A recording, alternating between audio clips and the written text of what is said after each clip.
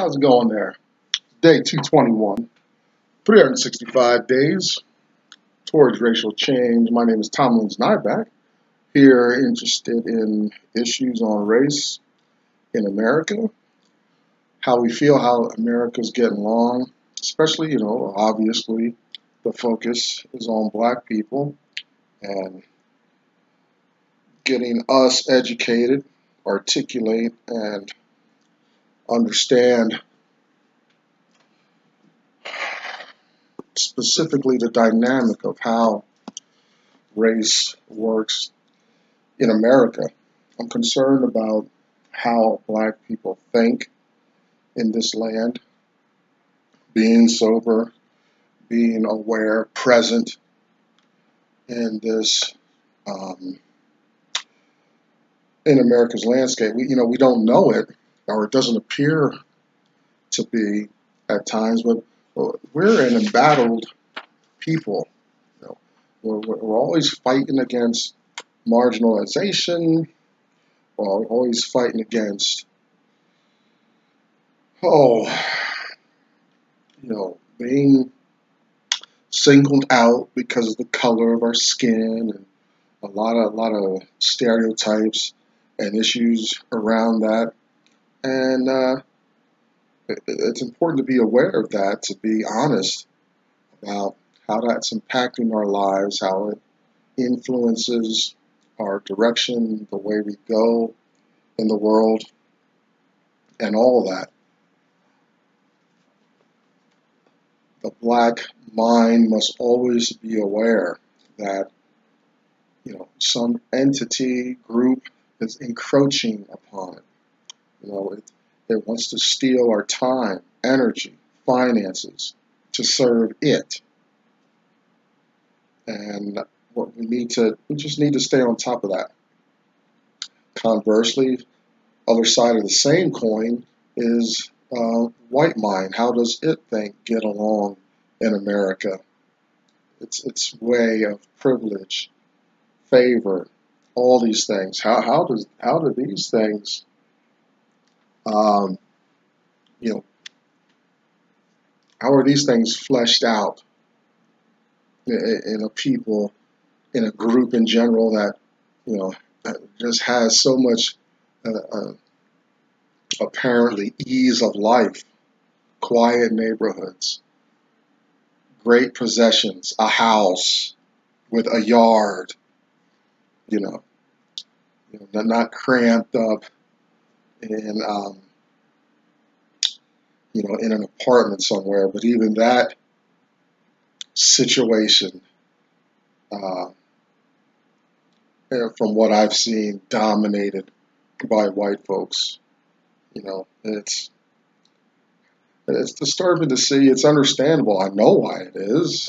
It's with the American system created by whites, for whites, administered by whites. Oh, okay. Who benefits from that system? In my space, if I had living creatures, I've got a cactus, but if I had dependents and people, in my space, then they're the recipients of my benevolence and now altruism and outreach first. Then comes everybody else, distant second. That's how America's constructed. America just needs to be honest. Created by whites, for whites, benefiting whites, administered by whites, and we hand out benefits as we see fit, when we see fit. All that energy of the '60s, it didn't, things didn't have to change at all. You realize that? It was because the system allowed things to happen. Not that it was coerced, pressured, or anything else. Not that a lot of noise was made. Things could be just as the same as they were back then. But Fortunately, the system allowed some change to happen. The loud noise that black people made was more affirmation than motivations to bring about change in America's white system. Also know, that's some pretty strong language to start our time here, but it's not hate speech. Most of my friends, mentors now are white. Um, they have what I want. They have wealth, security, stability, and stuff. So I learn from them, and I'm not ashamed of that, even doing this project. This project is fact-based. That's what we're looking at. Facts, institutions, history. We're extracting moral judgment from that. It's in there a little bit just as flavor. But what we're mostly, if you look back over the past 200 some days, we talked facts very, very much more than my opinion.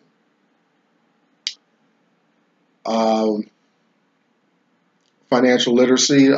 Black folks, understand your pocketbook, your money, how it moves, what it means, how to use it, how to keep it. Find ways to educate yourself on these things. Position yourself for business ownership. No more employee. The job is not going to create the success for you. You're not going to be on today's plantation and do better than your slave master. If it didn't happen back then, it's not going to happen now. You got to come out from under to move forward to be a real success in the land. I'm inspired by a man named Dr. Claude Anderson. Read 3 of his works. A Black History Reader, 101 Questions You Never Thought to Ask. Black Labor, White Wealth, Search for Power and Economic Justice. And Dr. Anderson's National Plan to Empower Black America, Powernomics.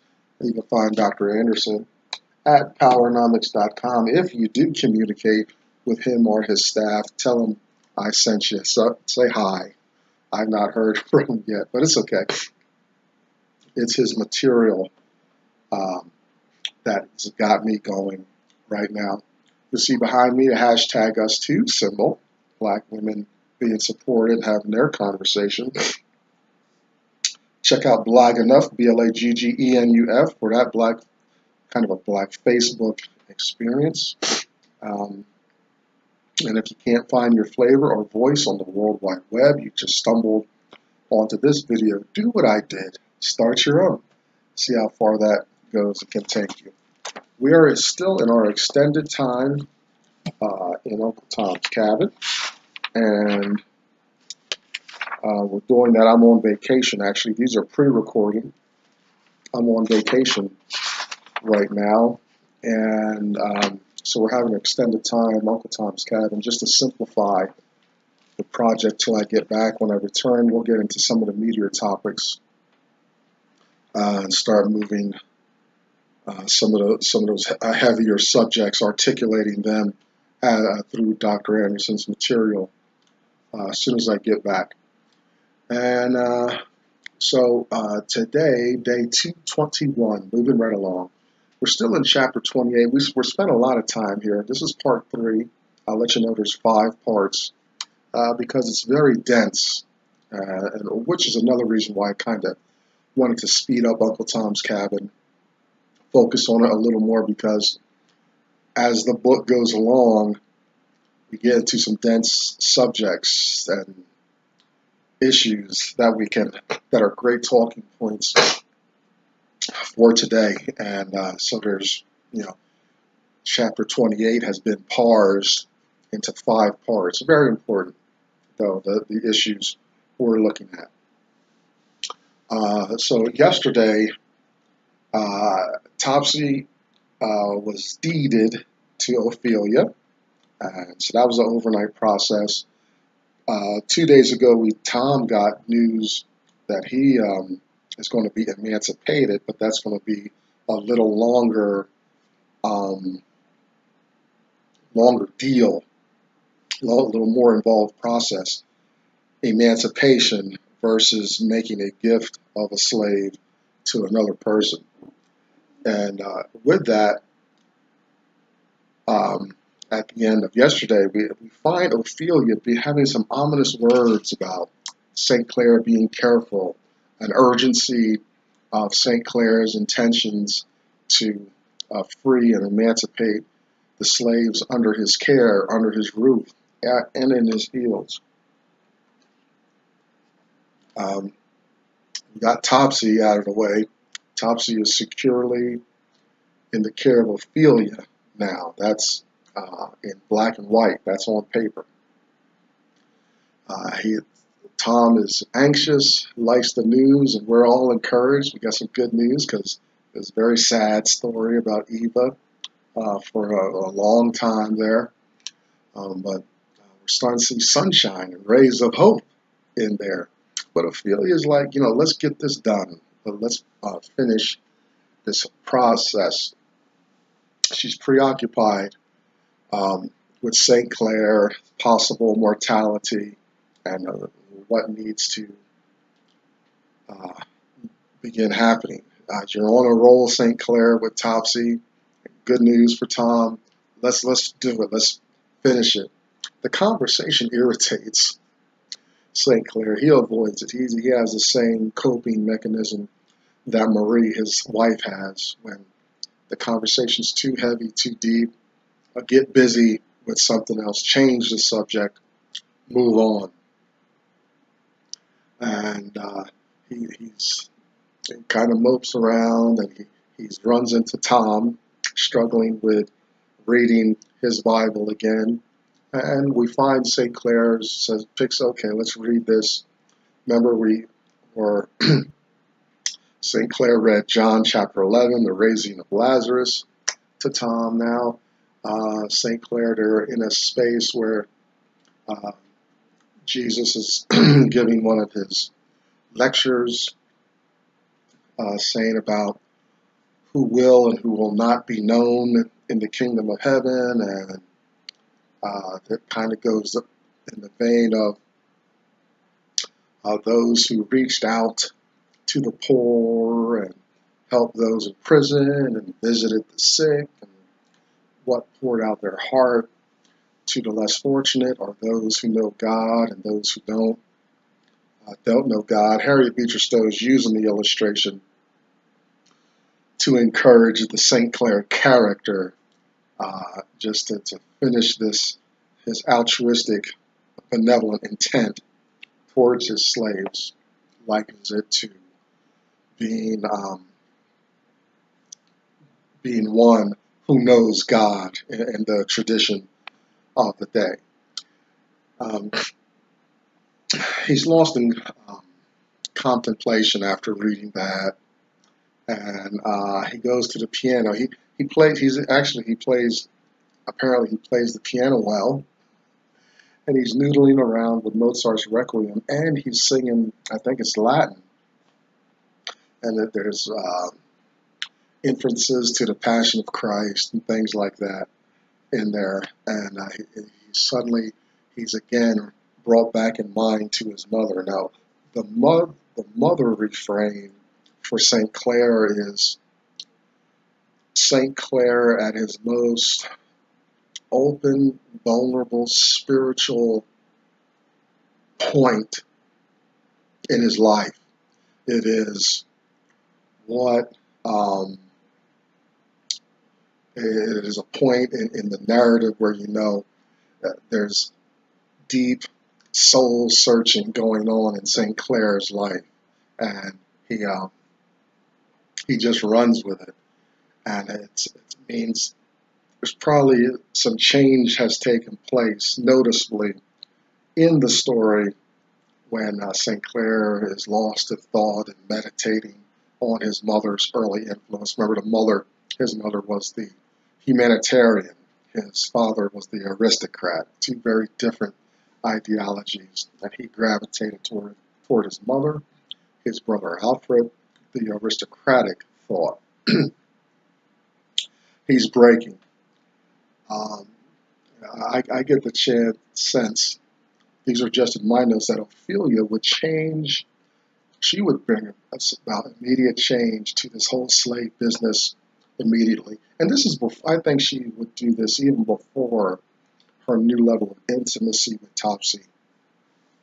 Through Eva's example, but what we can find, white women are generally advocates of the abolition movement, all throughout history, along with Quakers.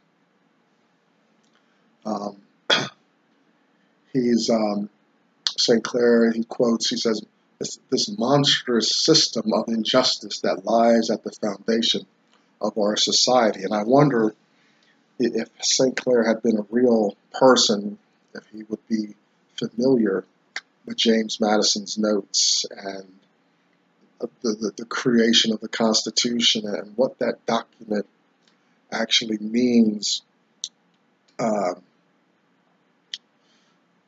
the world and to living, to America. His statement about the foundation of our society. It's like, yeah, it is. It truly is at the foundation of American society. It's written down. The original brainstormed notes of the Constitution has specific language about how to handle slavery. James Madison's notes. Just Google it, and you'll find explicit language, easy to find, about how the black people are going to be treated as slaves in this American system, land of the free, home of the brave. So he's now, Harriet Beecher Stowe's writing this, but she's unconsciously, I think, I'm not sure if she's aware of James Madison's notes, but it's very telling that the intuition of this is America's foundation. This is how America, this is where one of the pillars upon which America rests is slavery. Without it, you're not going to have a strong a democracy as needed in the world. They needed that free labor. They needed that free land to have a fighting chance at being competitive, because all of Europe was interested in this brand new Western Hemisphere that suddenly sprang up in front of them. Free labor from Africa, free land, all the native American peoples from the North Pole all the way down to the tip of Peru. All that land. Wow. It was too much to resist. So in that, when he says the foundation of our society, he's saying more of a truism than I think he knows or understands. And he's finally okay. He's having his last gas at arguments, and he's like, well, what about Christianity? I'm tired of the hypocrisy of the Christian hypocrites. He's talking about the apathy from the Christians up north and the outright hypocrisy of the Christians in the South. He's got a lot of troubles and issues with that. We got everybody going to church, but these black human beings are being brutalized without mercy. That's another process he's got to go through. His daughter showed the example. She's going to have nothing to do with it, obviously. And we get the sense that it's just too much for her. She's taken that sickness inward, and it's killed her. That's the sense that's what I'm going to take away from this story, that whatever illness killed Eva, the catalyst, the source of that illness was the humanity's illness going on around her, what it does to people, who gets ground up in it, who's murdered in it, ripped away from their family, abused openly and publicly. You know, her sense of humanity was too much, and her empathy killed her because she's taken it all in. St. Clare is having this crisis go on, and he mentions the apathy of the church and stuff like that because he's starting to grow in some desire and some relationship with the God as he understands it as he's moving through the narrative. Tom's example and Eva's example. Eva was the pivot. That was her life brought him to new levels of desire and understanding. He wanted to be just like her. I'm sure he admired her. He respected her. Their conversations were beyond her years. Something greater, more powerful was inside that little frail female body. And he's got to come to grips with that. Problem is, he's saying this God stuff, he's seeing a difference between religion and relationship, I think. We go to church, the building with the steeple and four walls and whatnot, and hear a man or woman at the pulpit, and we sing a hymn and give money, go through these religious motions. But Eva and Tom, Ophelia starting to crack, are having a whole different experience. They don't need to be in the building to be conveying this message about a higher power to St. Clare. So he's having a crisis between religion and relationship in that vein. He's ready to do something for his servants. He said, his question, will America ever get over this? And Harriet's writing this before some of the legislation down the road, after the Civil War and some of that stuff. America's got a long way to go to massage itself into a space where I can talk to you freely now about how to get on with life, how to get on with being free, black in America.